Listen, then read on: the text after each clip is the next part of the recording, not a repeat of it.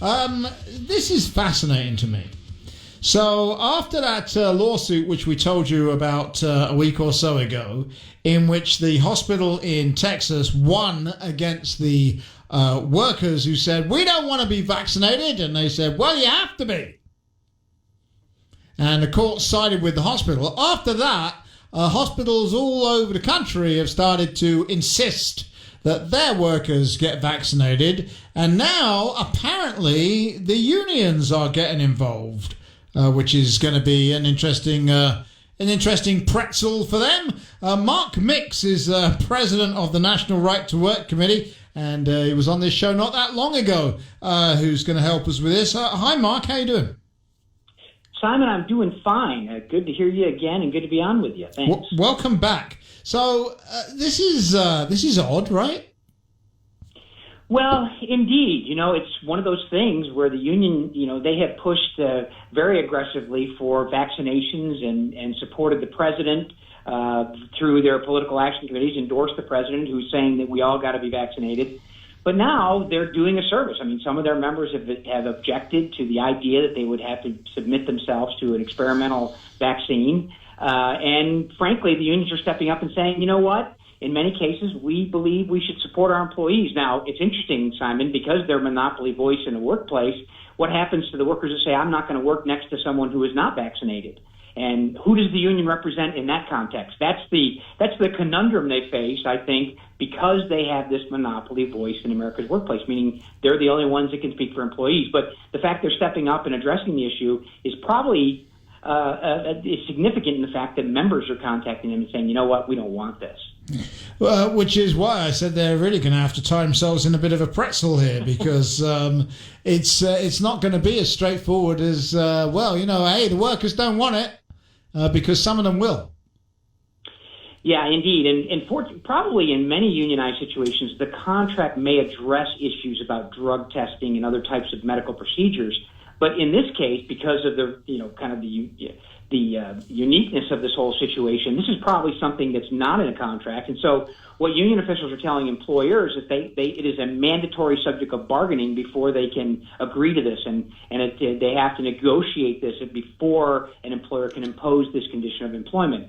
Now, from our perspective at Right to Work, union officials have no problem making forced payment of dues and fees to keep your job a condition of employment. But it's interesting in this particular case that they're confronted with, kind of hoisted on their own petard here when they say these are conditions of employment that we must agree to, as opposed to an employer from a standpoint of the position of the employer versus the employees.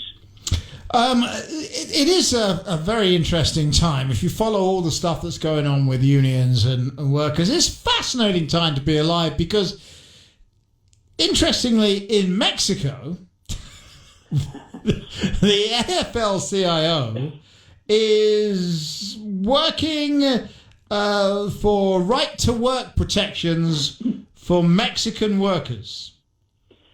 Well, Simon, I think your wife would be correct in giving them the jack wagon. Is that what it is? The jack wagon title for this? They're a bunch of jack wagons. We need to get her to say it, don't we? I'm looking at my producer right now.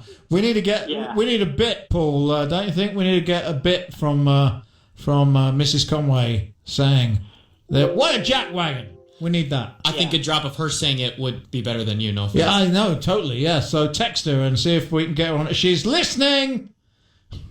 So one jackwagon for the AFL-CIO for promoting right to work in Mexico, but opposing it here in the United States. They believe, in basically an objection they filed with the U.S. Trade Representative, that workers in Mexico must have the right to withdraw their membership from the union, and they also must be able to protect from the employer with taking money from their paychecks and forwarding it to the union. Uh-huh. Now, Simon, I'm not a rocket scientist. I'm just a right-to-work guy. But that's the definition of a right-to-work law here in America and in Iowa. Yes. Right. Has anybody asked them about this latest little piece of pretzel logic? Well, no, and it's not well publicized. And it's, a investigative reporter looked into this and found the claim that was filed by the U.S. Trade Representative. And the Trade Representative actually impounded all of the goods by this company that's based in Philadelphia that has a production plant in Mexico, and they basically have stopped it from being imported into the car industry. They make car parts and things like that, and they're doing the bidding of the AFL-CIO here. But it's just the irony, Simon. I guess we should be used to the fact that the hypocrisy meter is broken, it's pegged, and it won't return to normal. Right, I think you're absolutely right. It's just a fascinating thing. We're talking to Mark Mix. He is president of the National Right to Work Committee. There's a 2.8 million member public policy organization. Of course, Iowa is a right to work state, and if the federal government had its way, there would be no such thing.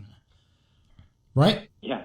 That's exactly right, Simon. There's a bill that's already passed the House of Representatives with no committee hearings and no testimony that would repeal all 27 right-to-work laws across the country. And it goes a whole lot farther than that. The bill is currently pending in the U.S. Senate. It has 47 co-sponsors, and Chuck Schumer is chomping at the bit to bring that bill up. Now, obviously, the Senate rules are a little bit of an impediment to that, but they talk about removing the extended debate in the Senate, and that opens the door for all kinds of nasty things that would be quote-unquote jackwagon policies. Right, absolutely. Sorry, you got me started on this, Simon. Right. Well, it's my wife, by the way. Okay. She's the one. But I'm married to a great Southern gal. Oh, apparently the audio's done. My wife is no. Oh, okay. Will be though. It's going to get done. So Good.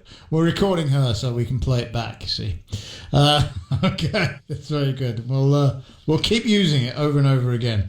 So you came. You've been involved in right to work for how long, Mark? I've been doing this for 35 years, and I started out in a union household and ended up not necessarily the enemy of rank and file workers, but certainly perceived enemy of union officials in this country. Right, so or maybe you don't know, once upon a time I was a union official, local. Did you know that? I did not know that. So I'm not anti-union either. This is back in the land of my birth, where print unions of the local branches are known as chapels. Okay, everybody pay attention, because of course the original printing was in monasteries, so they're all known as chapels. And the union officials, I was known as the father of the chapel, which is interesting for a Jewish boy from London. But there you go. I was the father of the chapel of my local branch, and we negotiated locally with management over terms and conditions of our members, but you didn't have to belong. And in fact, when Britain's National Union of Journalists sent Gaddafi a letter of condolence after we bombed him following the stuff he'd done to us, I quit, because I'm like, what on earth has this got to do with the terms and conditions of journalists in England? So I was no longer a member of the union. But yeah, I used to be a union official.